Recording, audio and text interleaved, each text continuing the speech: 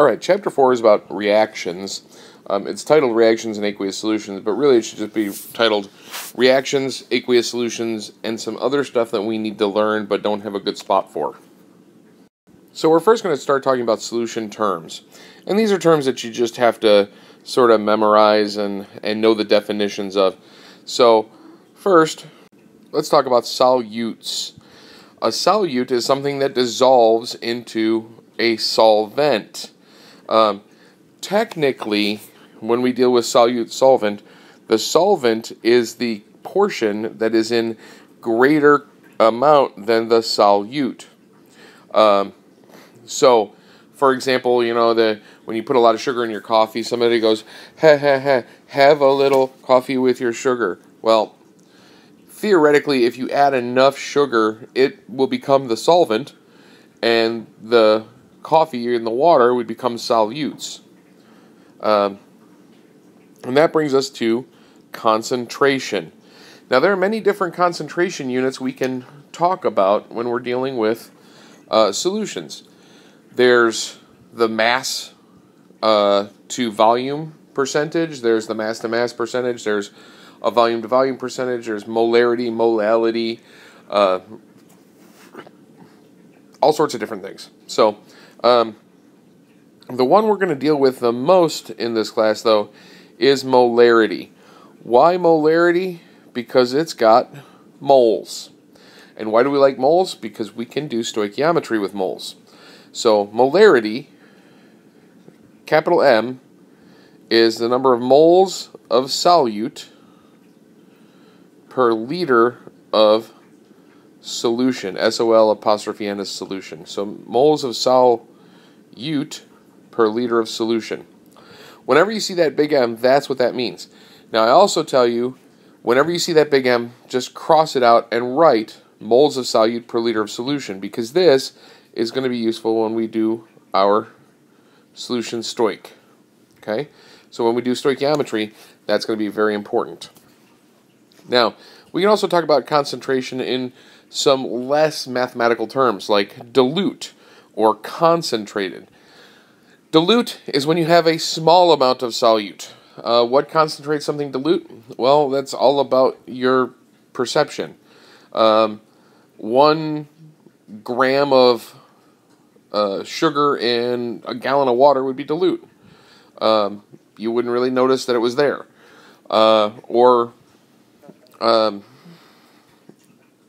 It's just completely arbitrary. Same with concentrated. Now, if you had 1 gram of sugar in 1 milliliter of water, well, that would be quite concentrated. But it is all about your perception. Anyway, enough about concentrated and dilute. And then we have the word aqueous. Aqueous means in water. That means that the solvent is water. Okay? So here we have 2 solutions of potassium permanganate, aqueous solutions. Now, I like potassium permanganate because it's really a beautiful purple color. Now, I can tell you from experience that obviously the one on the right is more dilute than the one on the left because it's got a lighter color. However, they are both very dilute solutions because potassium permanganate is so brilliantly colored that a concentrated solution of potassium permanganate would be too dark to even realize that you could get light through it. Anyway, let's talk about the solution process. Now, the solution process is going to be different depending upon your solute. If you have an ionic solute or a molecular solute, the solution process is slightly different. So let's talk about ionic solutes first, because that's going to be important mostly for our reactions.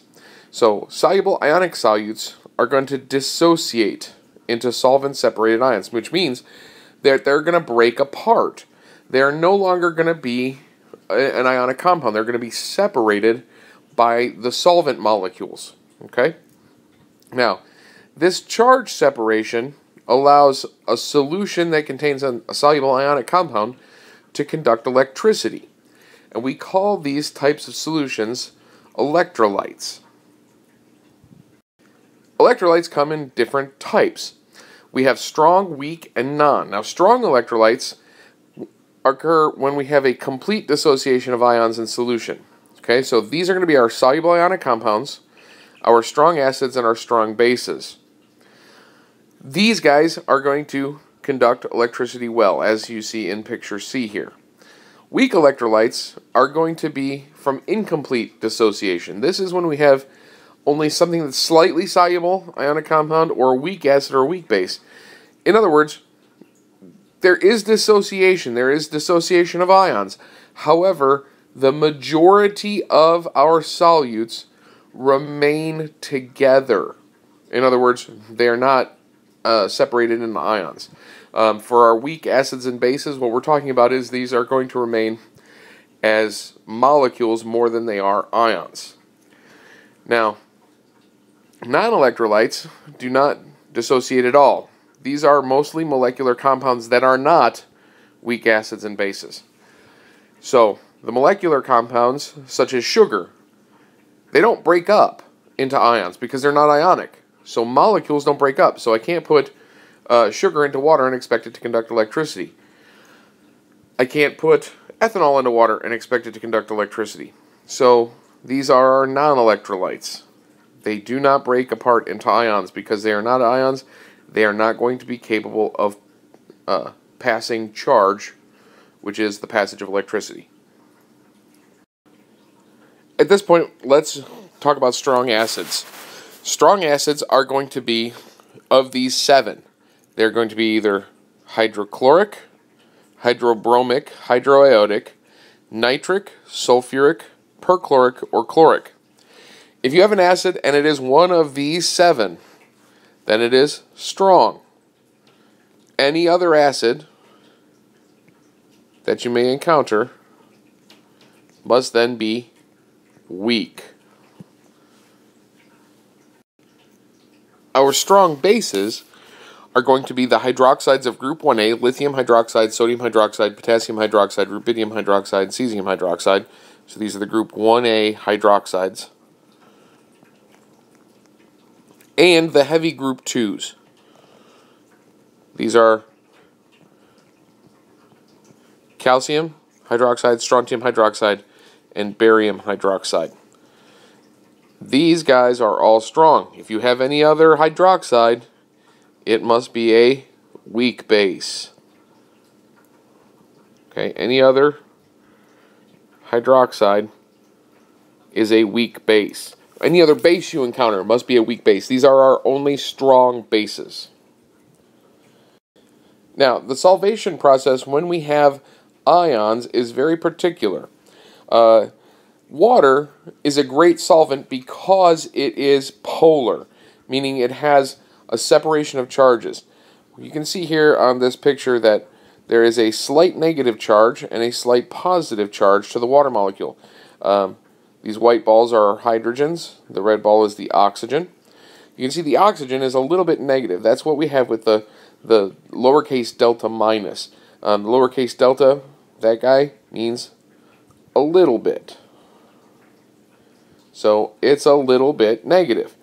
On this end, it's a little bit positive. So when we have a cation in solution, the little bit negative end is going to be oriented toward that ion.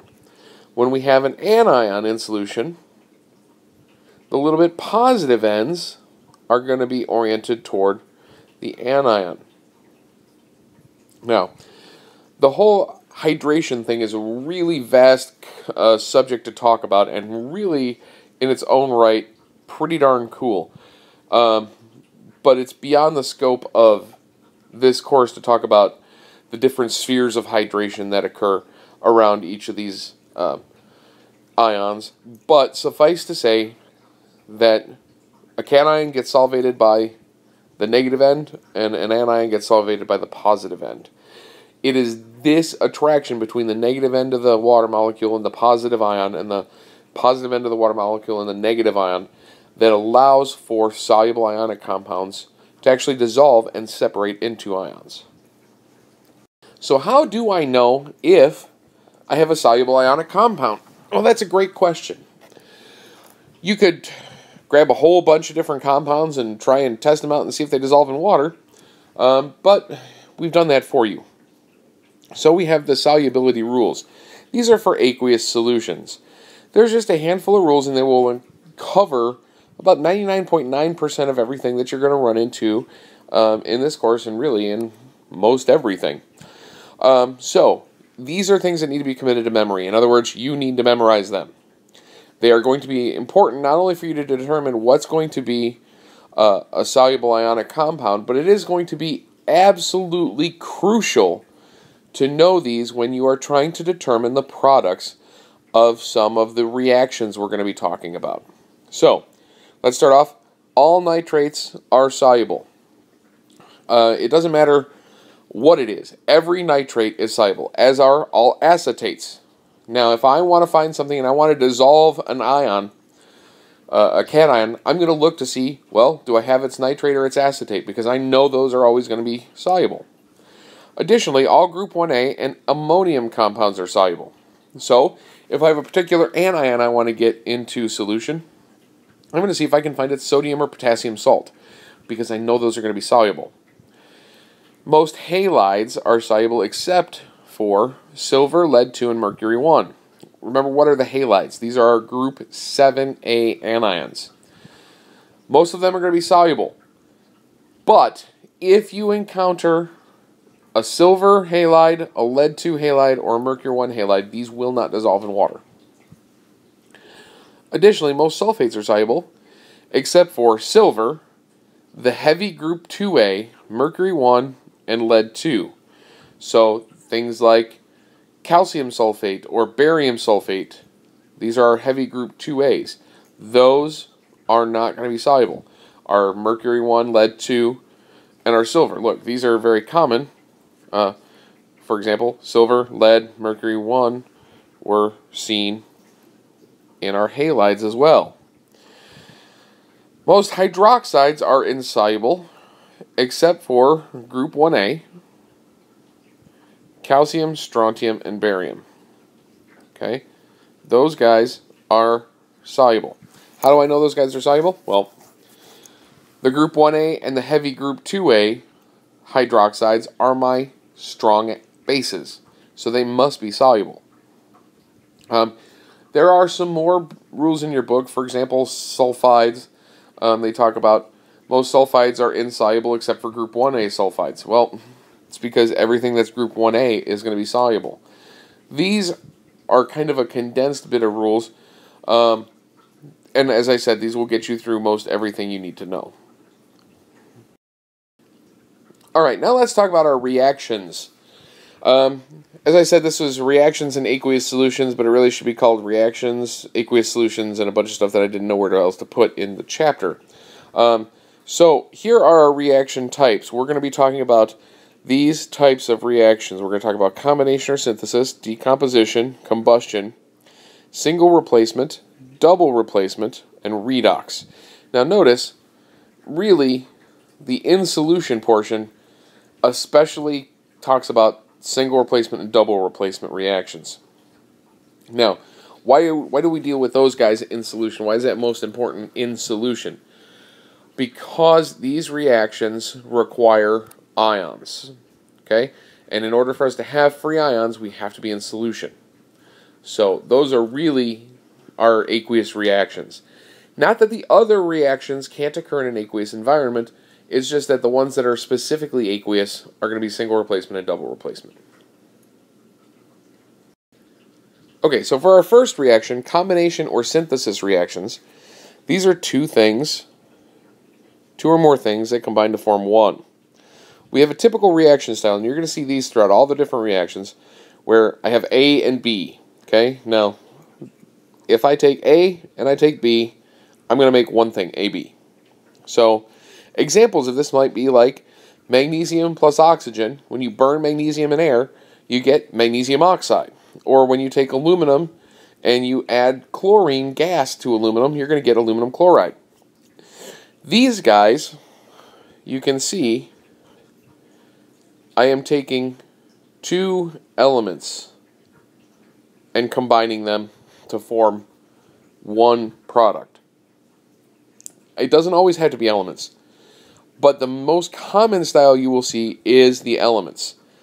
Additionally, there is one that I consider to be very important, and that is the reaction of hydroxides and carbon dioxide. This is important because this is how scrubbers in the space station work, or under the water in submarines. Lithium hydroxide combines with carbon dioxide to form lithium hydrogen carbonate. Notice these guys are special. So anytime you have a group 1A hydroxide and carbon dioxide, you are going to make the hydrogen carbonate. Okay? Now, to determine the products of these guys, I follow my rules for ions. So how do I know that the formula for magnesium oxide is MgO? Well, I know that magnesium is going to be a 2 plus, oxygen is going to be a 2 minus. So it's 1 magnesium to 1 oxide. I know aluminum's got to be a 3 plus, chlorine's a 1 minus, so AlCl3. So unless you have the hydroxide and the carbonate, you need to deal with the ion charges. Okay, so that is combination or synthesis reactions. Two things combine to form one. Decomposition, on the other hand, is the opposite of synthesis. One thing goes to many. So here we have AB goes to A plus B. Now, a lot of times, you're going to have things like compounds forming elements. It does not always have to be compounds forming elements. So, for example, if I heat up lithium carbonate, I can get lithium oxide and carbon dioxide. Or if I heat up potassium chlorate, I can get potassium hypochlorite and oxygen. These guys are often tough to determine the products. Okay?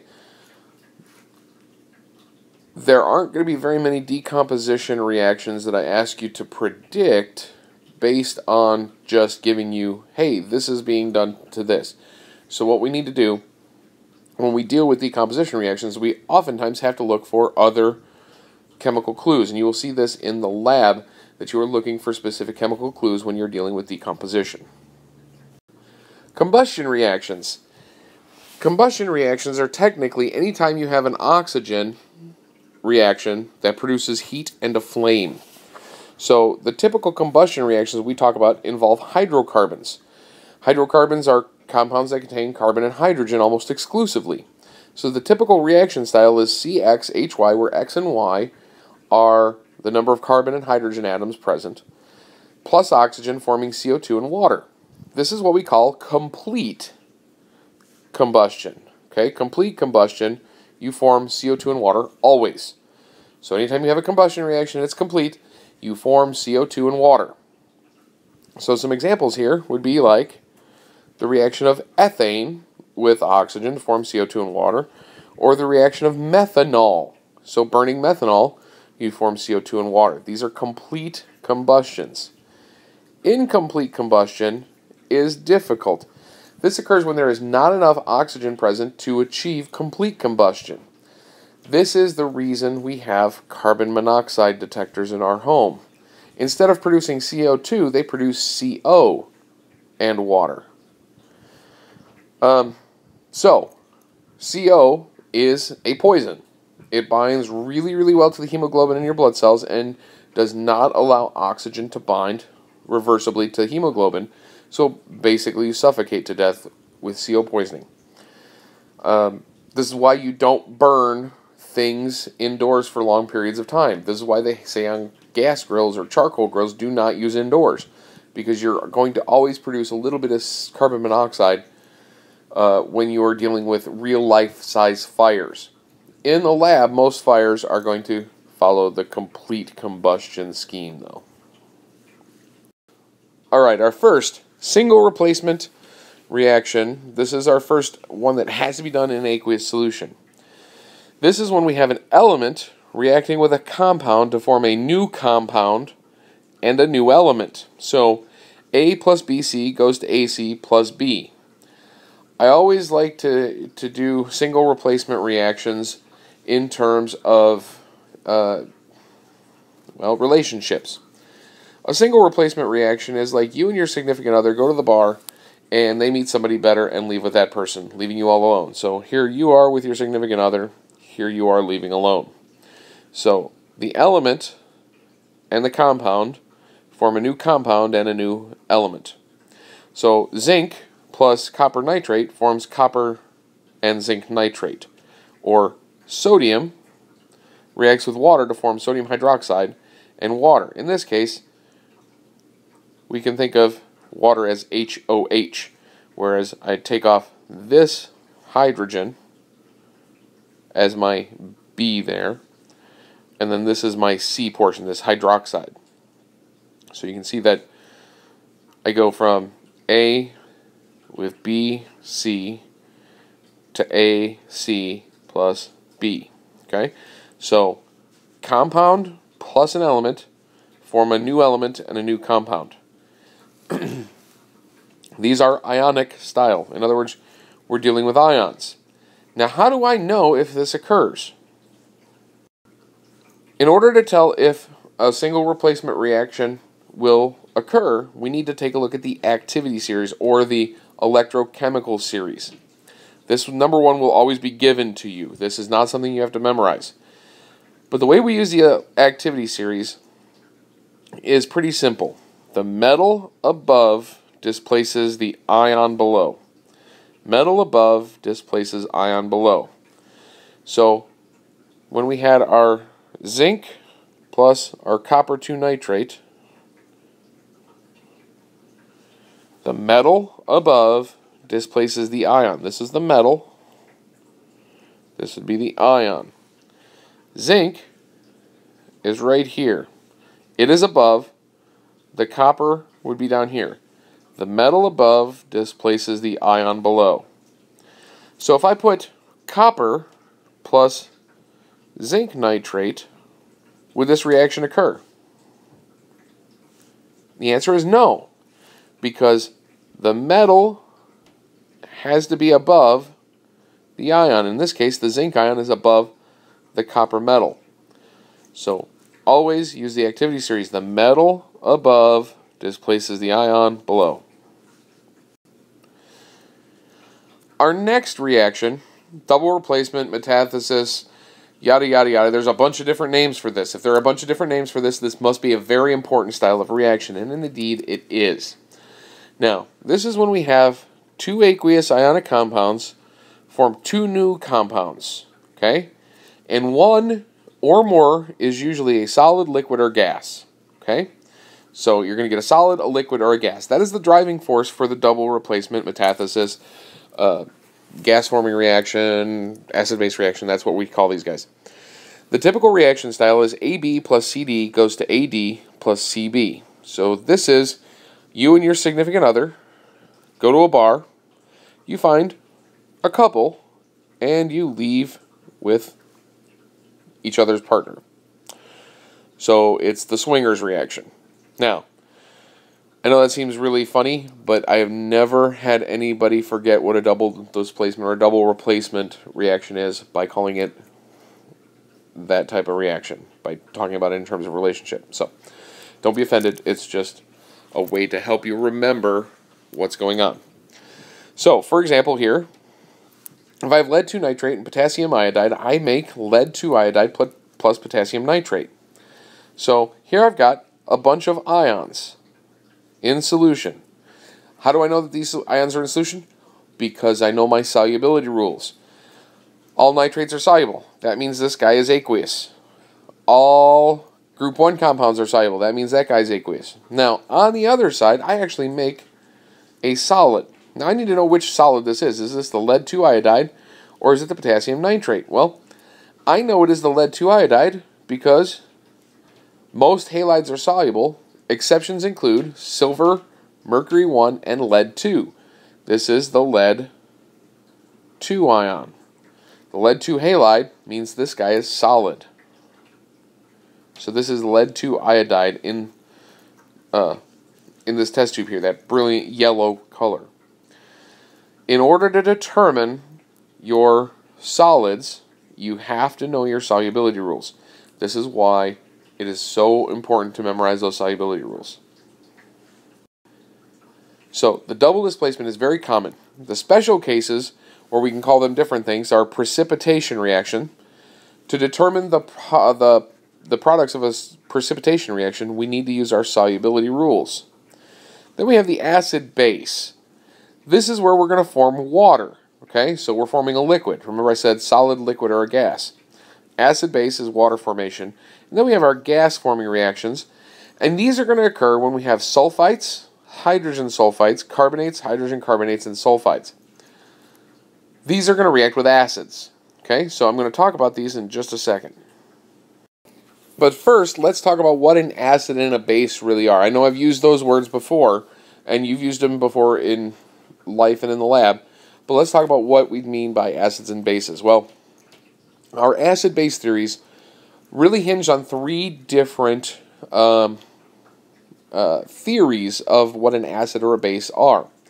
And matter of fact, acid and base chemistry is actually one of the main foundations of all chemical reactivity. So, what is an acid? Well, first definition we're going to have is what we call the Arrhenius definition. This was named after a guy named Svante Arrhenius, and what he did was he was dealing with electrolytic solutions. He would pass electricity through them and studied all sorts of different things with electrolytes. One of the things he did do that we do not do today is he actually tasted his solutions. And he proposed that an acid is a substance that dissociates into hydrogen ions in water.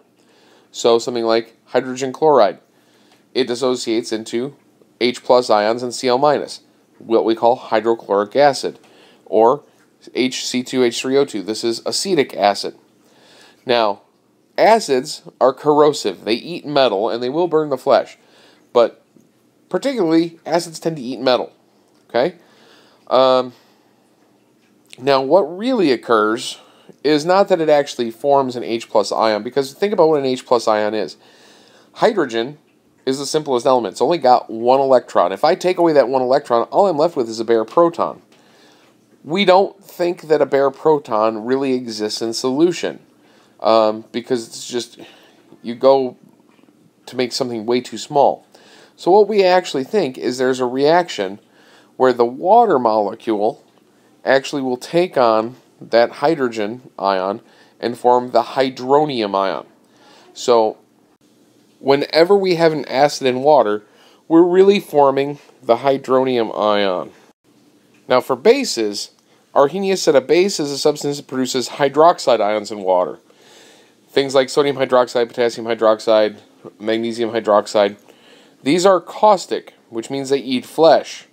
Now, what we really have when we have the hydroxide ion in water is just simply the hydroxide ion in water.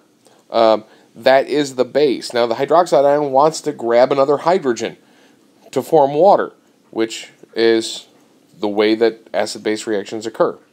Now, what we have here in the picture is actually something that's going to be more easily explained using the next definition. But this is when we have ammonia and we put it in water. We can think of this occurring where the ammonia molecule is going to grab a hold of one of the hydrogens off of the water molecule and form the ammonium ion. And what's left after you pull off a hydrogen is the hydroxide ion. So that's one way we can think of it. Now, the best way we can think of this is in terms of the next theory, and that is Bronsted-Lowry. The Bronsted-Lowry definition, and really this should be Bronsted-Lowry, an acid is a proton donor. Now, this means we still need an ionizable hydrogen atom, just like the Arrhenius. So the Arrhenius and the Bronsted-Lowry definitions of an acid really don't change much. What does change is the concept of the base. An Arrhenius base required the hydroxide ion, but a Bronsted-Lowry base is a proton acceptor. So anything that can add a proton to it, which means you need an extra unshared pair of electrons. Anything that has that ability to add an extra H plus can be a base. So for example, water acts as a Bronsted-Lowry base. Remember we talked about what happens when we put an acid in water, we really add that extra hydrogen atom to the water to form the hydronium ion. That's actually a Bronsted-Lowry base reaction. Hydroxide, again, is a Bronsted-Lowry base because if I add a hydrogen to it, I get water. And ammonia, as we talked about just a few seconds ago, can add an extra hydrogen to form the ammonium ion and the hydroxide ion. So these are the Bronsted-Lowry. An acid is a proton donor, and a base is a proton acceptor. Now I have one more definition of acid-base theory that is not in your book. However, I like to teach it because I can show how the rest of chemistry relates based on this next definition. So, Arrhenius acids and bases gave us a pretty basic definition. Basic, no pun intended. A simple definition. Bronsted-Lowry actually gave us a little bit more nuanced idea of what a base is. This next concept, Lewis acid-base theory, really expands what an acid could be. So, in the Lewis definition, an acid is an electron pair acceptor. Okay? So this is anything that is electron poor. This explains why transition metal cations are acidic in solution. They are deficient of electrons. And a base is anything that has an electron pair donor. So really, this is like a Bronsted-Lowry base. Anything that's electron rich that has the ability to accept an H+, must be electron rich. Therefore, it is a Lewis base. Alright, in light of those acid-base definitions, let's talk about our specialty double displacement reactions. So first we had the acid-base reaction. This is going to form water. Now, when we deal with an acid-base reaction in this class as a double displacement, we're really going to be looking at specifically an Arrhenius acid-base reaction. Okay? So, an Arrhenius acid like HCl plus an Arrhenius base like NaOH will form sodium chloride and water. Really, you can see that this is a double displacement reaction. AB plus CD goes to CB plus AD. Now, you might say that doesn't look like AD, but remember, we can write water as HOH. So we can see that that's very similar to our double displacement. Now, the key here is we form a salt and water. Acid-base reactions will always form a salt and water. Now, this is sodium chloride, which we consider to be the salt. That's a salt that we always eat, right? But a salt is simply an ionic compound. Okay, that's what we term a salt. Most often a soluble ionic compound. But it could be something like HCl plus KOH, yielding KCl plus H2O. This is our salt. Okay, so a salt and water. That's always the products of an acid-base reaction for us. The next reaction we're going to talk about is when we have our gas-forming reactions. Our gas-forming reactions are going to be when we have sulfites, SO3 2-, hydrogen sulfites, HSO3-, sulfides, S2-, hydrogen carbonates, HCO3-, and carbonates, CO3 2-. These are going to react with an acid. Okay? So let's do the carbonates first. Let's deal with HCl plus NaHCO3. So sodium hydrogen carbonate plus HCl, hydrochloric acid.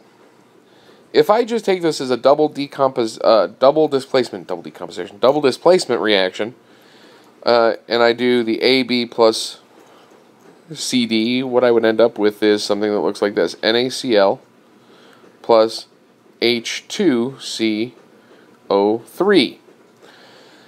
Now that would be perfect if there wasn't a slight problem. H2CO3, carbonic acid, is unstable and undergoes a decomposition reaction to form water and CO2. This is our gas, okay? The gas in our gas-forming reactions. So, whenever I have an acid plus a hydrogen carbonate, I'm going to make my salt, but I'm going to make water and CO2 here, okay? So this is for hydrogen carbonates and carbonates. I'm going to make water, CO2, and my salt, okay? Now this is different than if I have my sulfites, okay?